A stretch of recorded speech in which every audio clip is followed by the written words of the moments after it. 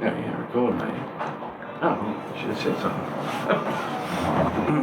A friend of mine, his name was Chris King. Yeah. We used to work together and everything else, but he got a job as a consultant with it was one of them big jobs, like, yeah. And one of the other guys that was also working there that felt like Chris got the job that he was supposed to have. Tried to set him up. Almost succeeded, actually. Yeah. But a series of sequence of events over 3 particular nights. My intuitional sense and my friendship with Chris pulled him out of all 3 situations. Yeah. We can't say these because it's incriminating, but I can tell you afterwards. It's not on the active recording. Yeah. However, as a result of him basically getting his ass saved, and I just did it because he was my friend. I didn't expect anything in return. He rang me and he goes, "What are you doing this weekend?" Not much, actually. And I'd actually asked for 5 days off previously, before I'd spoken to Chris or anything else. I needed the time, and I planned to fly home and go fishing for a couple of days. That's what I was going. He said, "You want to come with me this weekend?" "All right, we'll go fishing." I'm like, "Fishing?" "Yeah, well, that's what I was going to do." "All right, then. Where are we going to go?" He goes, "Oh, you'll just meet me, blah, blah, blah, and we'll go." Okay. Well, thanks. So I met him in Seattle, when he asked me to meet him, and we went to the airport, and then all of a sudden we get shuffled from the airport to this private airway, just out of Seattle. And there's a bunch of other people there, most of them are, grey-haired baby boomer sort of people. We were the youngest 2 there, by far, by 20 years probably youngest. Yeah. And we got in there, and then next minute fucking in walks Tony Robbins. Everybody starts clipping and cheering and shit. It's a big Airbus, private Airbus sort of thing. And I'm not sure where they flew us.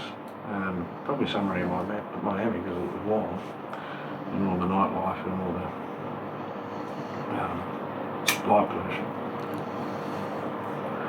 But he does his thing, talks and fucking whatever else, and does his old guru sort of set of shit. And then he comes around and he's greeting people. And look, I didn't think he was rude. I just thought it's odd because he kept eye contact with me a lot, right? And then he'd walk over, look like he was coming over to greet me, and then go talk to somebody else. And other people, because even one of the other guys, he goes, "Oh, that's rude." He sort of, it seems like he's avoiding you or ignoring you. No, I don't think so. But it has made me curious for sure. Yeah? Anyway, we ended up going and standing outside on the balcony a bit later on that night. And I was out there, and the next minute he comes out, shuts the door, like the star sliding door. He's like, "Finally, I've got you on your own." "Hello, so what's your name?" "Matty." "Nice to meet you, Matty." He said, "Please, don't find me rude before." He said, something about you that reminds me of myself and something else." And he goes, "You've been intriguing me all night. I've been watching your interactions and watching how you've been moving and talking to other people and wondering who you are. Please don't lie to me." That's what he said. He goes, "I know that obviously you're involved with something that's a bit outside of the law." He said, "But I want to have an open conversation. I want you to tell me the truth of who you are." And that has stuck with me for so many years, that conversation. Because him being a guru, him seeking me out, him telling me that, he believed I was special and fucking different and things. And that I had a destiny out there. True, absolute destiny.